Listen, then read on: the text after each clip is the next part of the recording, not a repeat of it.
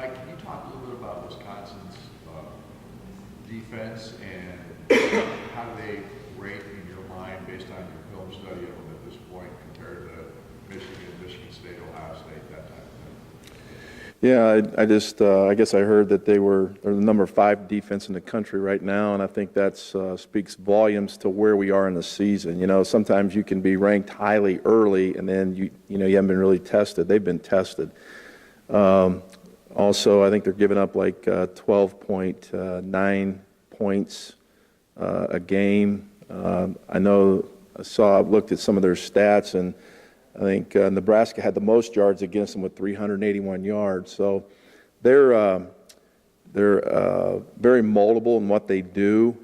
If you talk scheme first, I would say they're very similar to Maryland in that they play 4 down linemen, but they'll be in an even front, and then they'll mix it and be in an odd front, just like Maryland did. Personnel-wise, probably hard to compare, but they're very good up front. They've got 2 defensive linemen inside that are very stout and strong and really quick with their hands, and they've got a defensive end that's a really good pass rusher. And when you just watch them, they don't stay blocked long. They get off blocks really well in pursuit of the ball. They don't give up a lot of deep plays, long balls or anything like that. So they just play well as a defense, and they're very talented.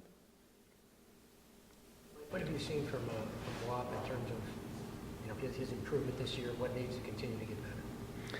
Well, anytime a freshman comes in, and he wasn't here last spring or anything like that. Training camp was his first go around with our system and everything like that. And that takes time. It takes time to develop any freshman, technique-wise. Plus, they have to learn the system. And he's just, he's stayed the course. Wops just has so much energy all the time. I mean, he's fun to be around, but he's really gotten. I think Grant Hurd's done a great job with him of just bringing him along and really getting him in fundamentally. And so he just got to continue to work at the fundamentals, and continue to get better that way. What did you see? I mean, obviously, Peyton showed a lot of guts. He got dinged up, he came back. He got dinged up again, tried to play through it and played well. But Rich really looked ready also coming up. So talk about your quarterbacks right now. Yeah, I thought Peyton made great strides in this game. Hitting Simi on that when we got him to jump off sides and hitting that long ball was, that ball was placed exactly where you want it. We talk about, in long balls, we always want the ball placed right on top of the helmet. And that's easier said than done. And that ball was exactly where you want it. But I thought that, he made great strides in this game, continuing to get better. And as you mentioned, it speaks volumes to where Rich came in and played. He's not getting as many reps as what he was getting earlier. And he mentally and physically was ready to play. So very proud of him.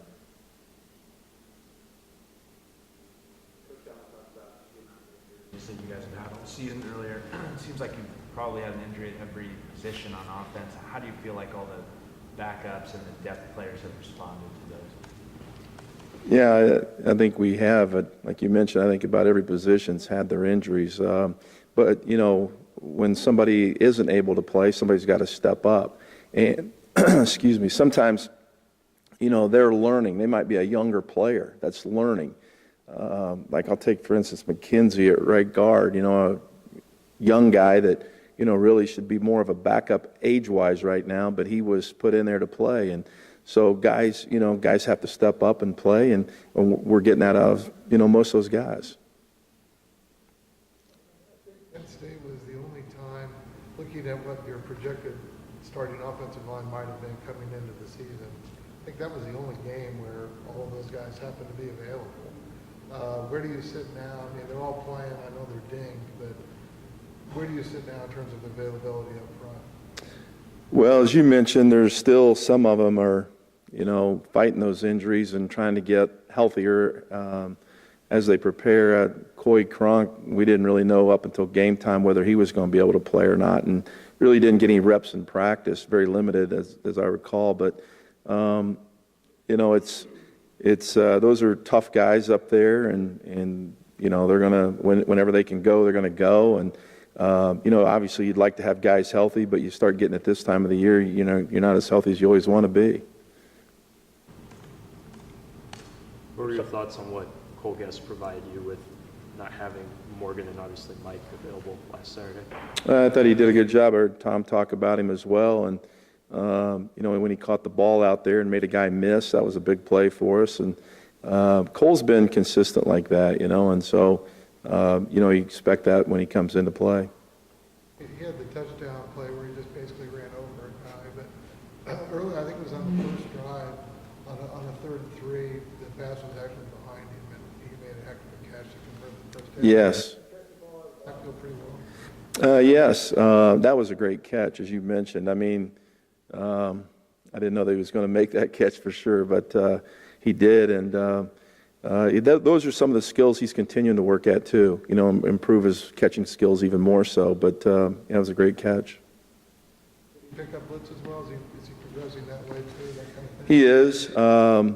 You know, every defense we play always has different fronts and different blitzes and blitz patterns, and so you know, it's all of them, you know, have to start from, like, you know, we started working on it yesterday, but obviously we don't practice today, but tomorrow we'll, you know, continue that. And so he's like one of those guys that, you know, we've got to get reps at different things, but he's done a good job of picking it up. With Ian obviously been nursing an injury the last few weeks, Ryan Waterpowder's been thrown into action more. What have you seen out of him? Well, one thing you know about Ryan is he's always going to, you know, play hard. And in fact, Ryan and I were just talking about yesterday a little bit. He's got to improve his pad leverage. You know, he's got to get lower. And, you know, he's not a big guy. He's about a little over 225. So, you know, when you're smaller, you got to play lower. And that's one thing that he's continuing to work at. With Ian banged up, maybe not so much Saturday, but just some of the red zone struggles in previous games, how much does it hurt having him still limited where he might be that guy when you get down there, he gives you that mismatch over the middle? Yeah, it hurts, but yet, you know, you got to find other ways too. And, you know, this past two games really, we've gone with, you know, some 4 wide stuff.